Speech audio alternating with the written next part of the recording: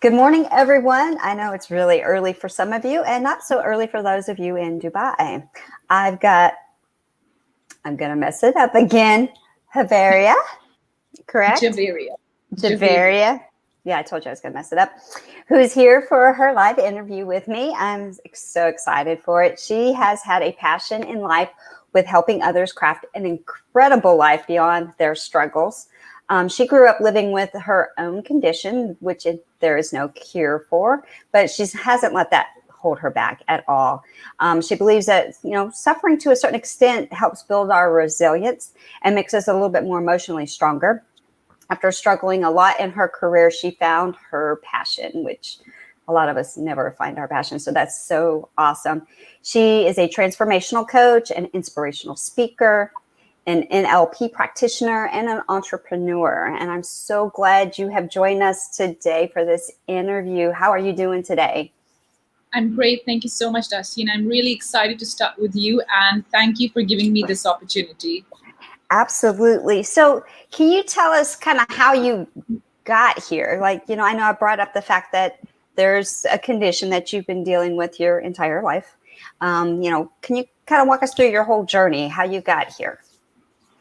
Yeah, sure. I'm very much passionate about my career. Whole life, I never thought that I have this kind of condition.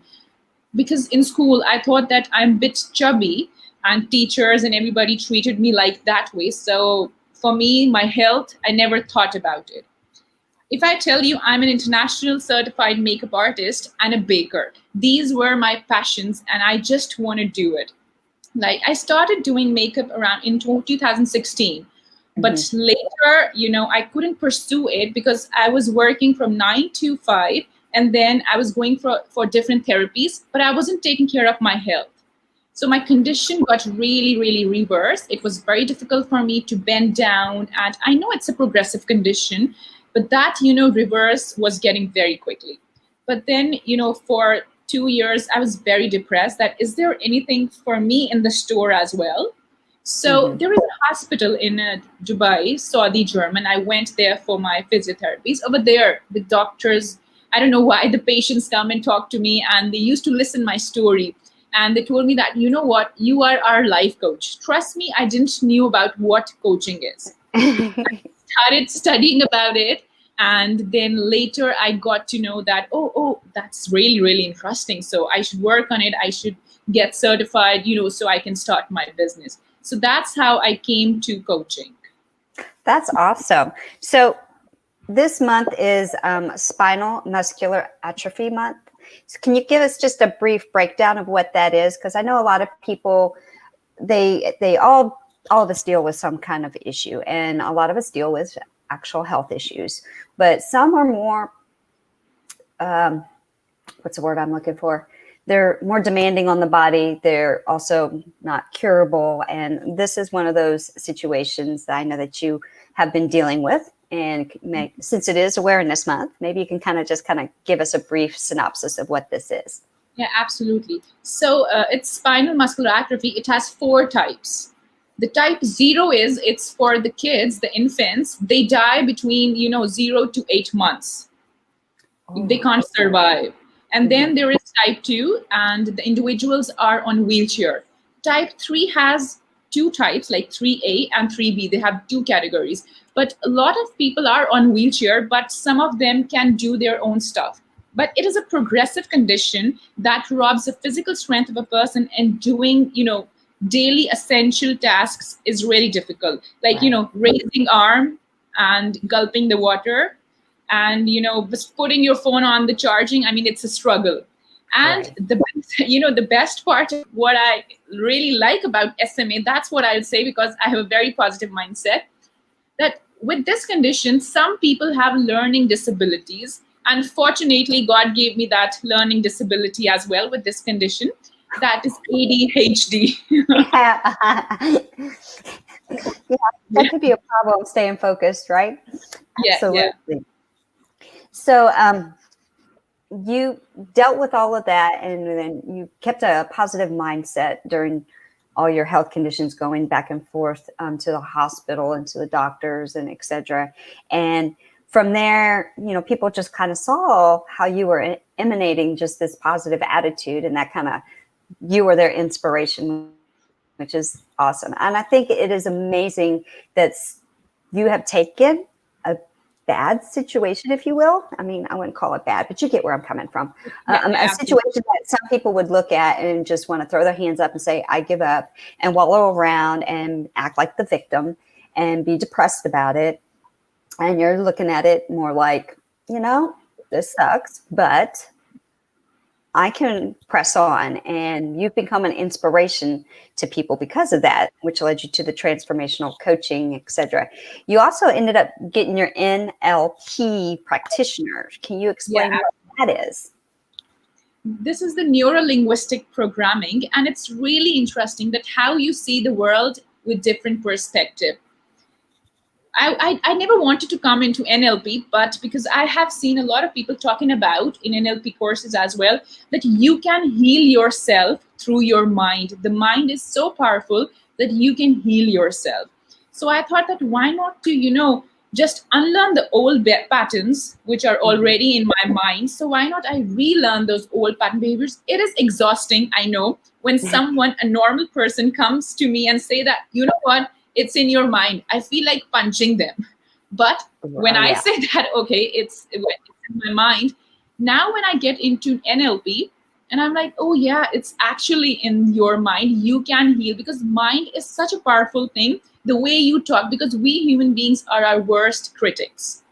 Absolutely. Me telling myself that I'm feeling tired, I can't get up from the chair. The mind is actually adapting those things, right? And it will agree with that. And of course, it will be difficult for me to get up. So now I'm practicing it. It's a bit challenging, but I always hope for the best. And I'm sure something positive will come out of this. That's awesome. So you've done some speaking events, and you also have clients that work underneath you. Can you kind of give us an idea of what you walk them through, like a basic, well, let's go with, if you were going to have an event and you're talking to people, what are some of the key things you tend to focus on to kind of help motivate people? Like if you had a step-by-step process of, look at this, these are the things you need to do or think, or practices you need to engage in that kind of help change your beliefs, your mindset, what would you tell people? I always say that there are two kinds of people. One who'll sit back and they're going to mourn on their condition, any kind of condition. Here, I'm not talking about the mental condition only. They're going to mourn on their, the struggles, their battles. Oh, I lost everything. It's okay if you have lost everything. I know it's a hard pill to swallow and it's easier said than done. But I have been through that. It's in your mind that can you just write down the negatives and then write down what you have learned from them, and can you take something positive to rebuild your life? So I always say that if you fear doing something, why do you fear? Can you just see what's on the other side of the fear? Because I always take fear as an innovation and motivation. Yeah, and a lot of people will tell you, I've learned myself that usually the things you fear are the things you actually need to do, because there's a learning process through that. I mean, as you are looking head on to that lion or bear of fear, and you wrestle it and you get out of it, you realize, wow, I'm a lot stronger than I was. I actually conquered something that I didn't think I could conquer. That has definitely been a process for myself. Now, when you get with somebody and they start getting real negative, or maybe questioning your the coaching, the advice you're giving, how do you get them to turn around their thought process? Or have you run into that? Trust me, right now I haven't met anyone criticizing, because I think when I talk about my experiences, right? Like my experience with my condition, then my experiences with my relationships, then my experience with the narcissistic abusive relationship, and then collapsed phases. So these are the things which my clients resonate them. And I'm a very friendly person. I'm not, the strict thing, okay, you have to do this, this, this. No, it's not like that. Before getting the client, I'll tell them that you have to be committed towards your work. And trust me, I'll be there for you, because if you're going to do more work, I'll give you more interesting stuff. So, they like the way. Right now, they're liking the way. So I am glad that right now I didn't met any critic, hopefully. That's good. But I want to learn more. So I want someone to critic on me. Well, yeah, sometimes having a critic is a good thing because it can make you assess Absolutely. how you're doing. So you do coaching also on relationships, correct? Like relationship. Absolutely. What would be a focus point of relationships? I know some people focus on maybe abusive, some focus more on just overall health of, say, a marriage. What kind of focus do you usually do when you're dealing with relationship coaching? Yeah, exactly. That's an amazing question, because, relationship coaching is such a broad category. So I coach people mostly who are coming after breakup, because then I take them towards their healing journey.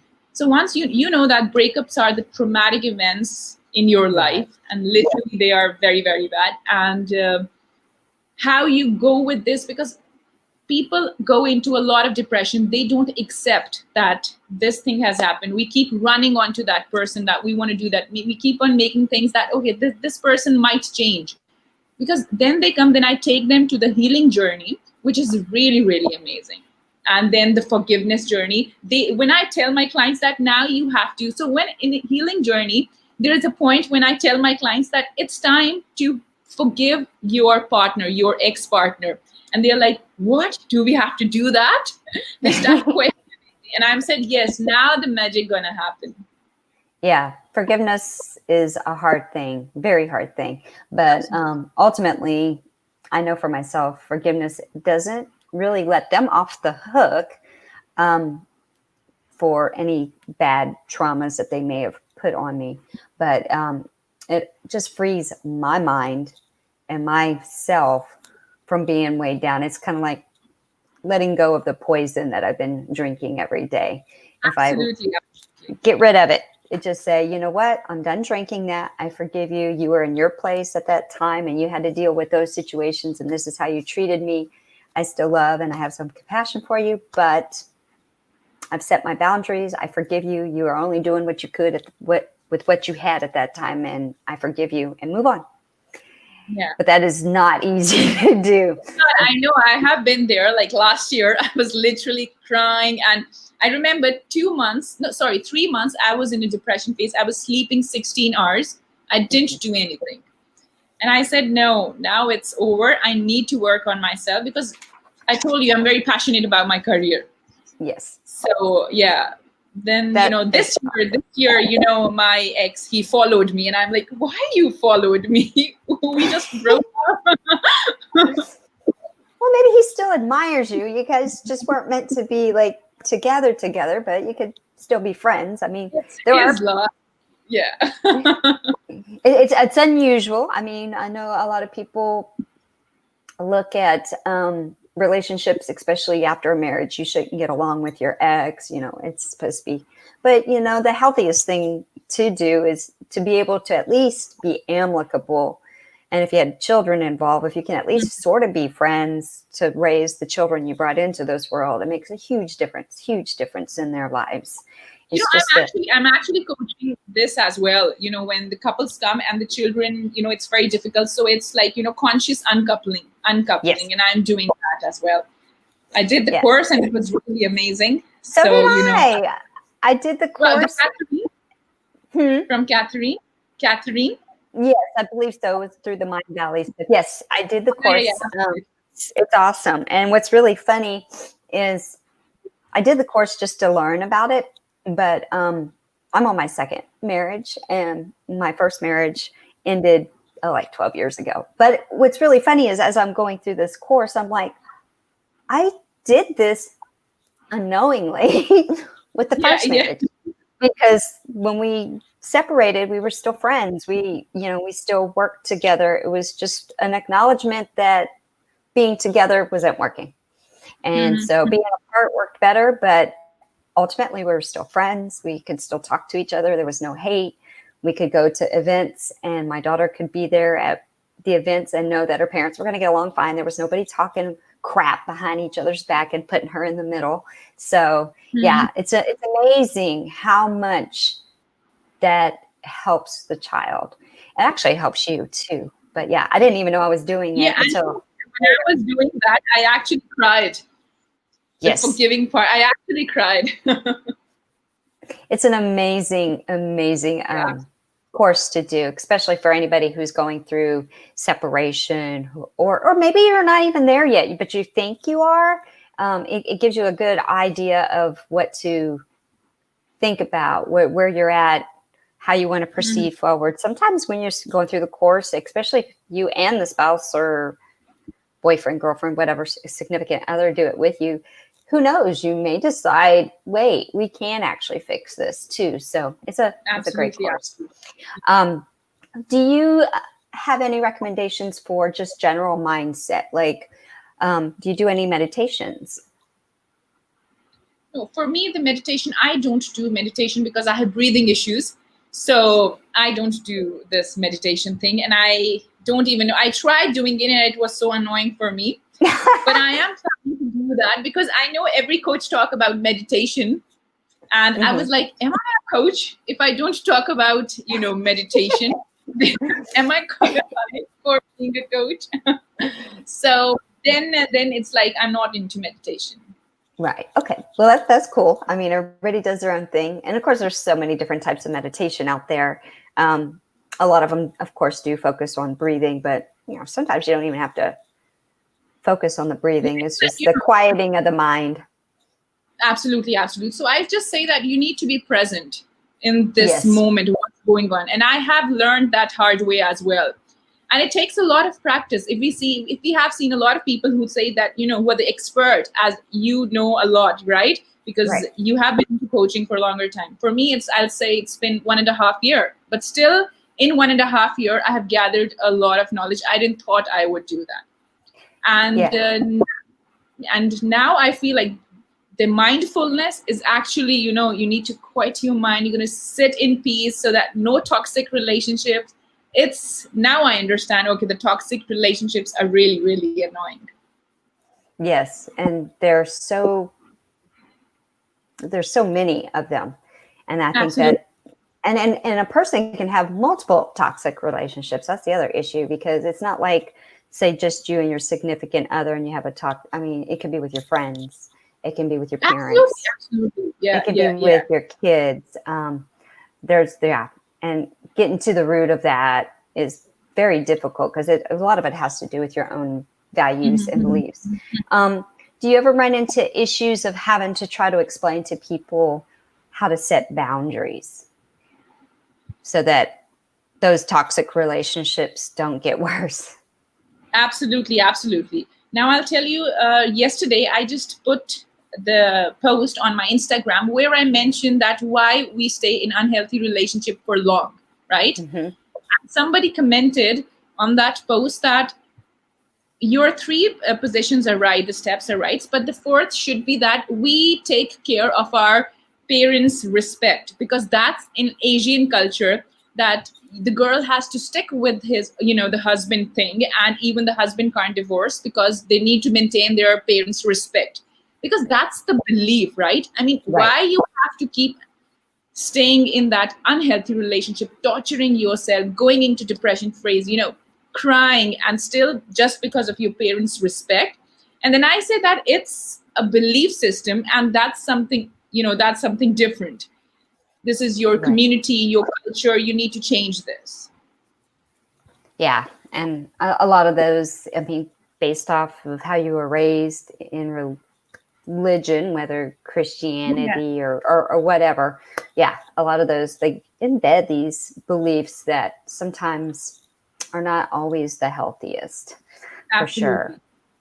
So if you were to give anybody one really, really important step 1 piece of information to get started on their path of healing or focusing on improving themselves, what would be like Number one, step one. So are you talking about healing in the terms of breakup, or are you just healing themselves with Healing toxic themselves. relationships? Just healing themselves in general. Okay, so the first step is, whenever, that's me, I did for 21 days. Whenever you see the mirror or reflection, you need to say that I'm trying to love myself. Day one, I did 100 times. Gotcha. Yeah, that I'm trying. I know it's challenging to love you, but because I never did, but I'm trying to love you. That's good. And then do you eventually get to the point where you can look in the mirror and say, I love you, instead Absolutely. In the end, now every time I tell myself that I love you, and my family back in Pakistan, like, are you crazy? Stop doing that. You love yourself.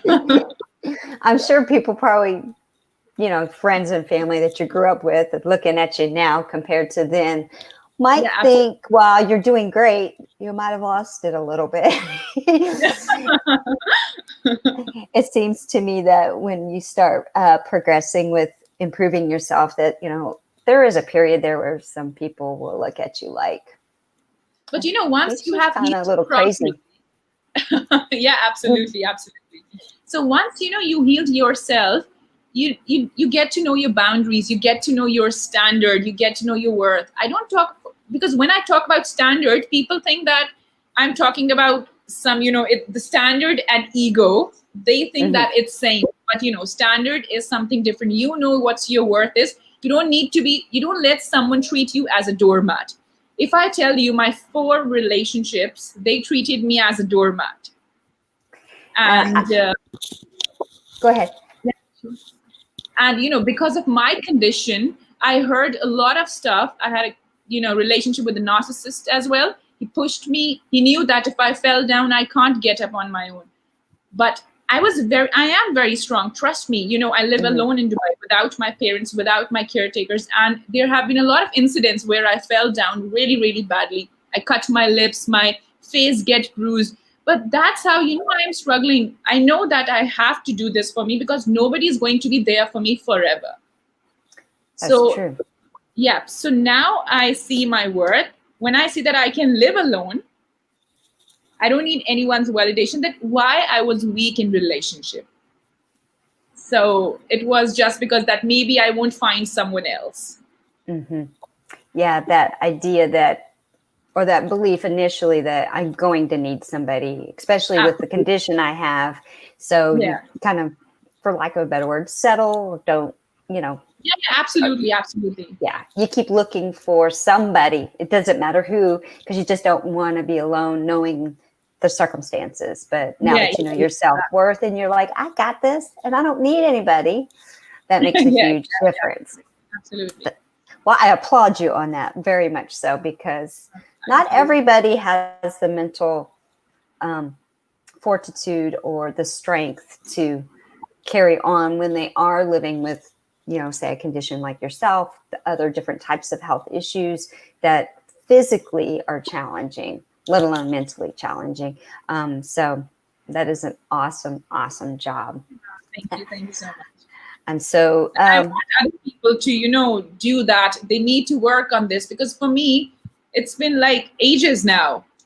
I have been practicing on my mental health. Of course, I do get depressed. I do get anxious.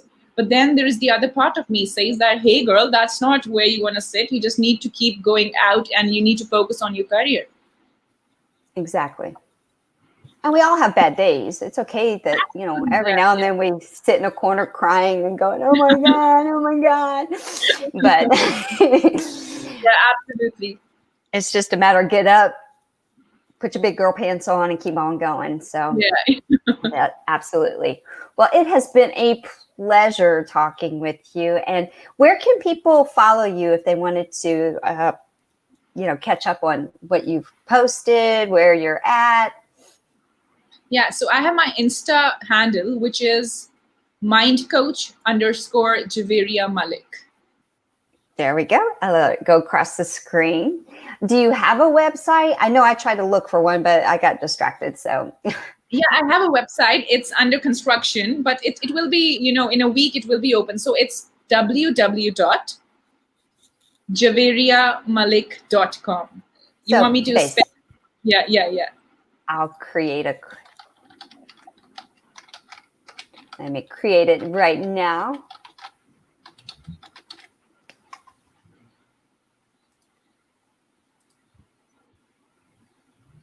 So would that be it? Yeah, thank you. There you go. So if anyone wants to check on Javaria and see kind of what she has been posting, her Instagram is pretty dang cool. And then she's got, of course, her link tree from there, and you can see what she's been up to. She does inspirational speaking as well. So she does have speaking events that she goes to. Got a lot of positive posts to help keep you on track. And of course, you can message her through there. That's how I got in touch with her, and, get her. It was amazing talking to you. Absolutely. So I won't keep you any longer. Thank you, everyone, for listening in. And it's been an absolute pleasure talking with you today. I hope you have a wonderful rest of your day. Mine's just getting started. Yours, I know, is a little later there. Okay, you All have right. a great day. All right, y'all have a good day. Thank you.